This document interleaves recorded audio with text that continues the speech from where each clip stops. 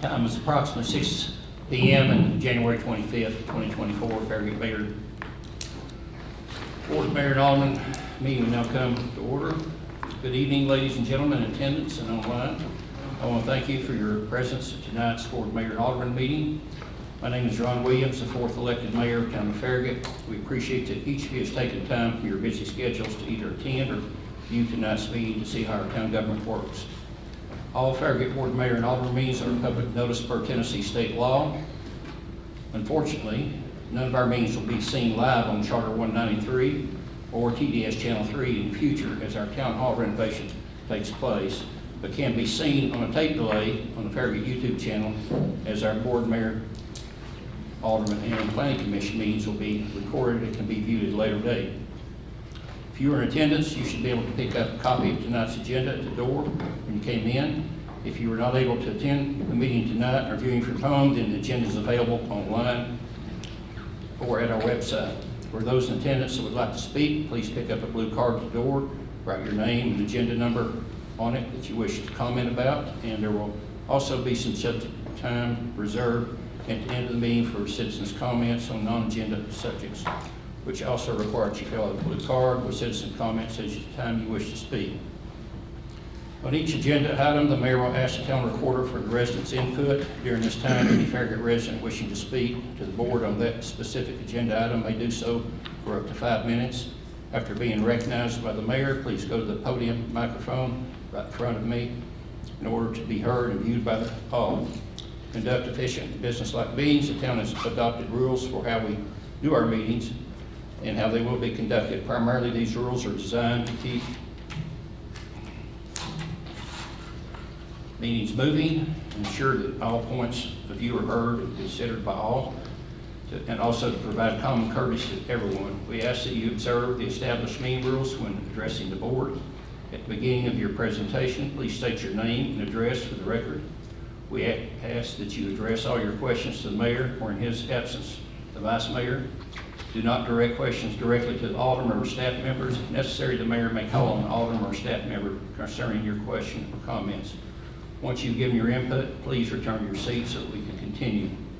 We ask that every speaker avoid the use of improper language, profanity, or any other inappropriate conduct and address issues, not individuals or personalities, with malicious comments. Speakers should strive to avoid redundancy and should have their own original viewpoints.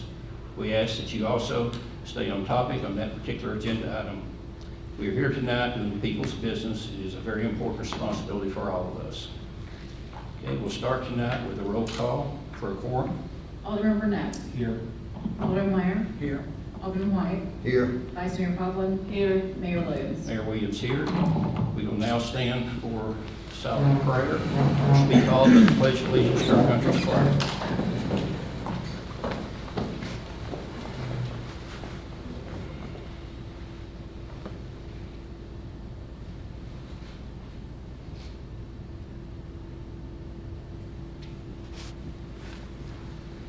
I pledge allegiance to the flag of the United States of America and to the republic for which it stands, one nation, under God, indivisible, with liberty and justice for all.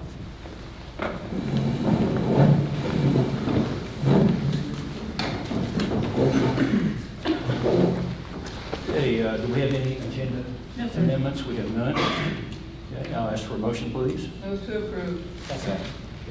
All in favor of approval, please say yes. Yes. Any noes? Let the record show that the January 25th, 2024 agenda has been approved as posted. Any amendments to the minutes? No, sir. None? I'll need a motion, please. Move to approve. Second. Okay. If all in favor of approval, please say yes. Yes. I'll abstain. Okay. Let the record show that the January 11th, 2024 minutes have been approved as recorded. Okay, in the mayor's report, I'm going to start out by asking Bud McKelvey to come up to the podium.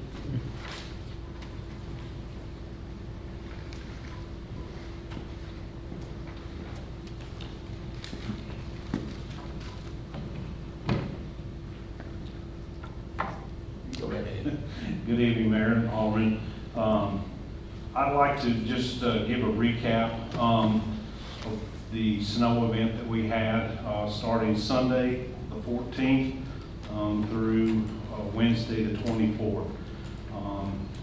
First of all, it's probably the second, I would say the second biggest snowstorm that I've had to deal with here at the town. We spent 790 man-hours from that Sunday night to the morning of Wednesday, the 24th, total man-hours, just plowing.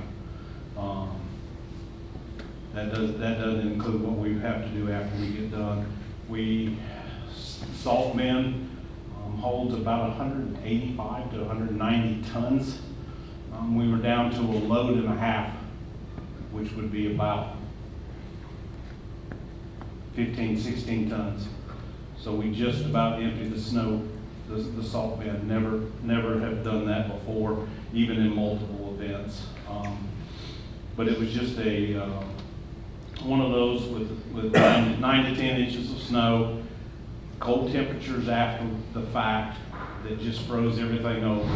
So the process of removing the snow, you have to totally and completely change how you do things because it's just not going to go away. So Sunday night we started out spreading salt, a little bit of salt out before the event actually hit and before the snow started coming down early Monday morning.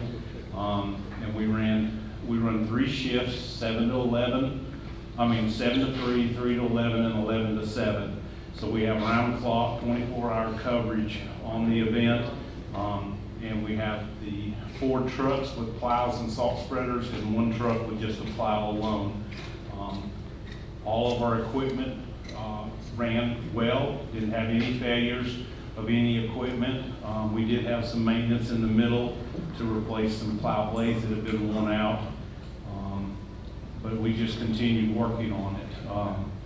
When the ice came, in the mornings when it went down to 6 degrees, 4 degrees, whatever it got down to, basically plowing didn't do anything because you just bounced across the top of the ice, and we spread a lot of salt at that point, knowing that in the next day or two, if the sun were to come out, it would take care of it. So we did have a couple of troubled areas that David and I have revisited for the snow removal map, and we're working on getting those changed around to help out some people that are in some really steep areas that were heavily shaded or north-facing slopes. So the guys did wonderful. Like I said, we spent a lot of time together. So. I agree, they did a great job, and we sure appreciate their hard work and many hours were put in. Is any of the other aldermen have anything for both? Great job. Thank you. I think you were dealing with some very challenging conditions, and I think that you guys handled this as well as anyone could expect. And given that, at least in the town of Farragut, we do go into our neighborhoods, and it sounds like in Knox County they do not. So obviously Knox County is a lot larger than Farragut, but it's good that we're able to address our neighborhoods the best we can. That's the way the schedule's set up, stage 1, stage 2. And after we get to the point, when we got to the end of stage 2, and we really weren't doing anything to the roads because of the ice, some of the other roads had just snow fluff still on them, so we took off and went into those. But we've been on every road in the town of Farragut, cul-de-sacs and everything. Will we see the snow removal map come to us at some point for approval, or are you guys just working through it? You're just working through it at this Okay. point, yes, ma'am. Okay. Anyone else? Everything I said before, I'll just take that as my compliment. All right, thank you very much, I appreciate it. Okay, appreciate it, Bud. Okay, Vice Mayor? I have nothing. And we'll move on. Any other of the aldermen have anything to report? If not, I'll move on to the one ordinance we have tonight for review and public hearing. This will be on the first reading. Ordinance 24-02, ordinance to amend the ARPA fund budget for fiscal year 2023-2024, passed by ordinance 2307. Yes, sir. This is the ARPA fund budget. It'll be amended by increasing the appropriate expenditures from $8.9 million to $9.371 million. It's an increase of $471,353. The amendment is needed to budget for an additional expenditure required for the stormwater infrastructure repair project. And on your attachment, you'll find the budget information and ending balance of $952,126. The motion is to approve ordinance 2402 on first reading. Move to approve. Second. Okay, do we have any resident comments? No, sir. No, we do not. Okay, then we'll start discussion with the vice mayor. And with me. Oh, okay, well, then Alderman Burnett. Alderman White. None. Alderman Meyer. Pass. I have nothing. Vice Mayor. So, I know that I missed our special call meeting, which apparently there was a bit of drama there. So, you know me, I like to go do my research, and I thought I'd share with you some of this information because it is really very interesting once you start digging into it. So, ARPA stands for American Rescue Plan Act. State of Tennessee received $3.725 billion. Some of that was, I guess the bulk of it was distributed out to the local governments. TDEC was given $1.35 billion that was dedicated for specifically what TDEC does. $1 billion of that was awarded in the form of non-competitive grants, which you see we received a non-competitive grant for $893,445 for the design services for our master plan, and then $828,121 for the stormwater repairs.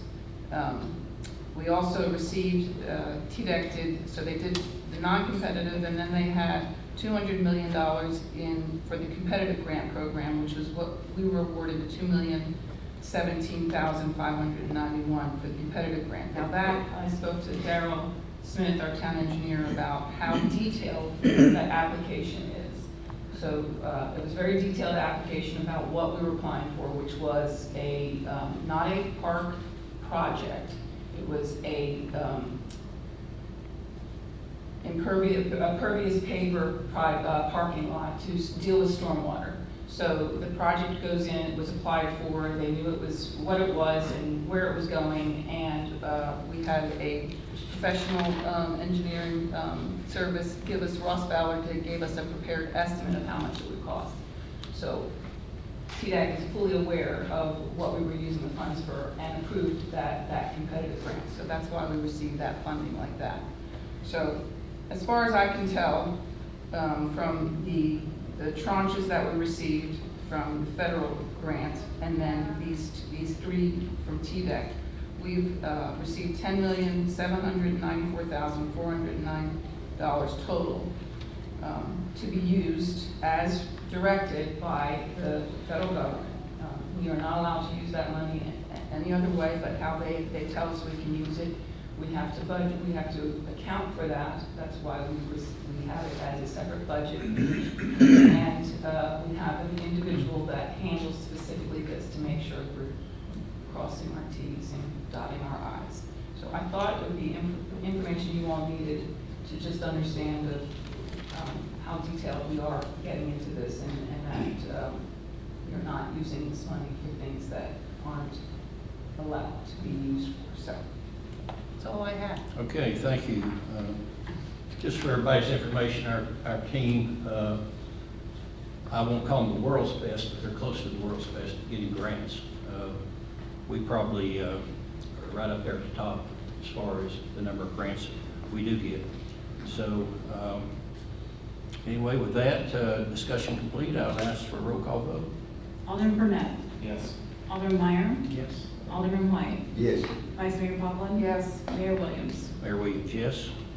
Let the record show that the motion to approve ordinance 24-02 has been approved on the first reading by roll call vote. Okay, next will be business items. We have 4 of those to review and consider for approval tonight. We'll start off with approval of Resolution R 2024-01, appointment of a municipal judge. Yes, sir. In accordance with the Town of Farragut Municipal Code, Chapter 12, Section 12-2, the office of the municipal judge shall be filled by a resolution of appointment by the Board of Mayor and Aldermen. Any person appointed to the office of municipal judge shall hold a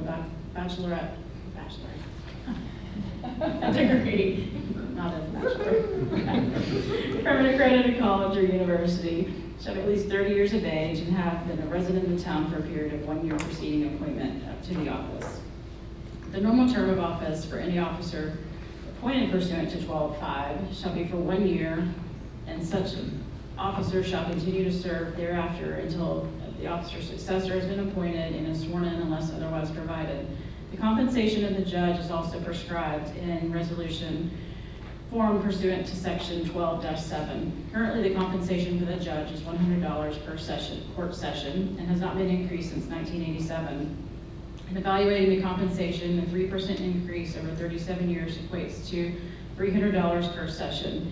G. Keith Alley was first appointed as municipal judge in 2016 and has been reappointed by the Board of Mayor and Aldermen each year following.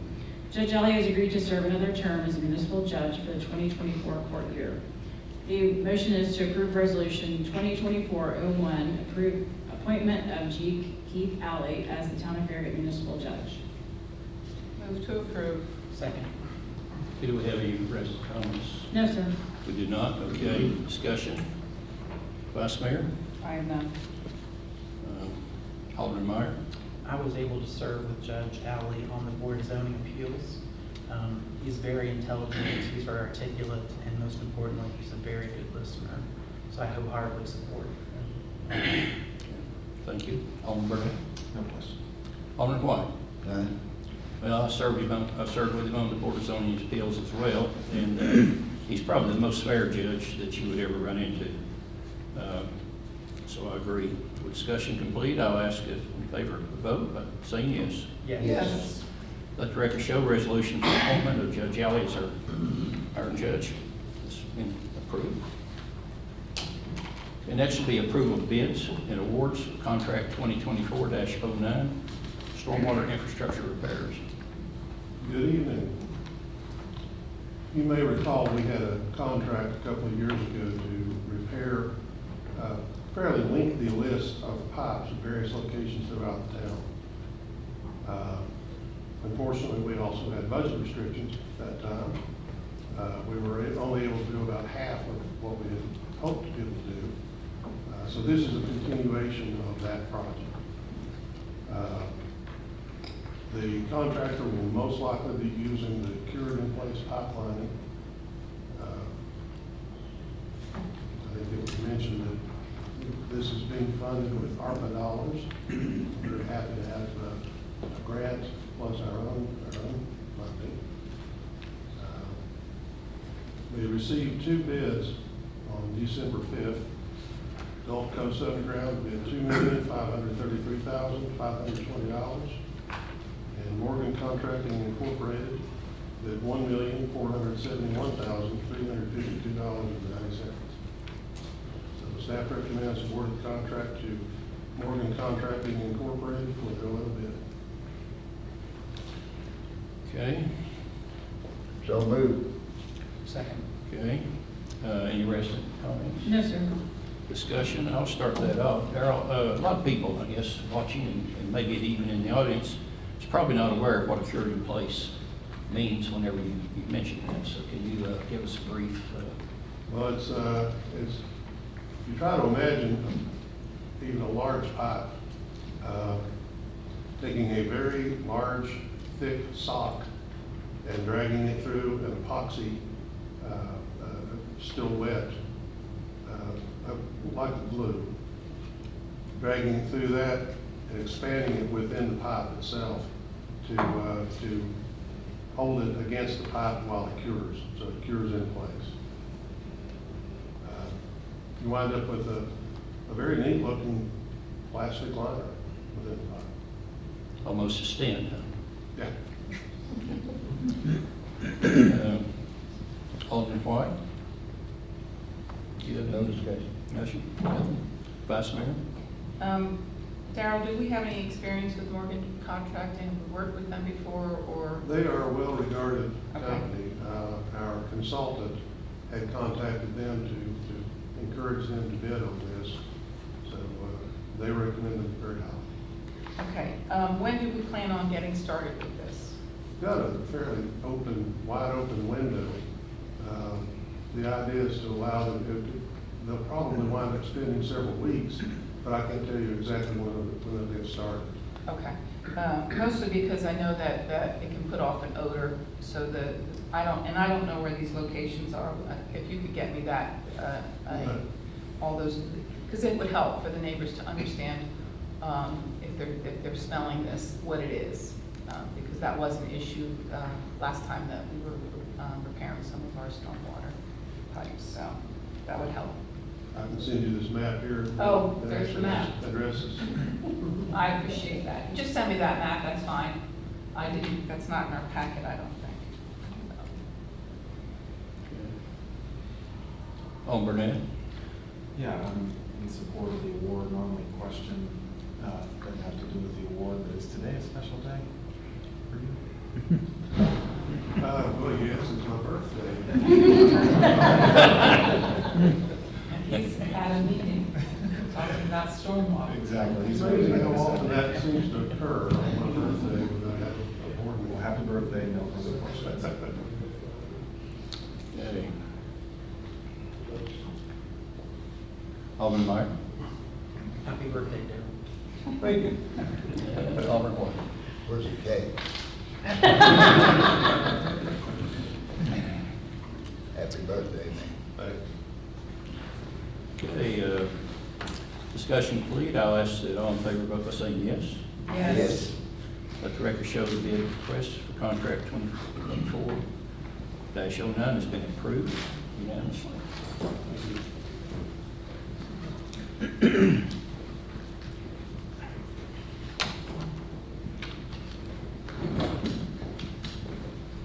Okay, next is something we do occasionally, don't happen often, but this is rejection of bids for contract 2024-10, on-call speed cushion installation. So Sonia Drive, Admiral Road, and St. John Court are approved for traffic calming speed cushion installation in accordance with Town of Farragut traffic calming policy. The next step in the process is scheduling the asphalt speed cushion installation, which requires the approval of an on-call speed cushion installation contract. Bid reading was held November 29th, 2023, but no bids were received. Contract 2024-10 was advertised again, and a new bid reading took place January 9th, 2024, with 2 bids received. The bid tabulation is shown in the table below. We had PRI and APAC Atlantic, who were our responding bidders. APAC Atlantic did not include the installation of signage in their bid. The minimum charge for, I'll just go PRI and APAC respectively. Minimum charge is $2,500 and $10,500 for the materials for the installation of an 84-inch by 144-inch speed cushion. It's $5,500 and $1,400 respectively. For the labor for an 84 by 144-inch speed cushion, it was $5,500 and $8,000 respectively. For a 72-inch by 144-inch speed cushion, the materials was $5,500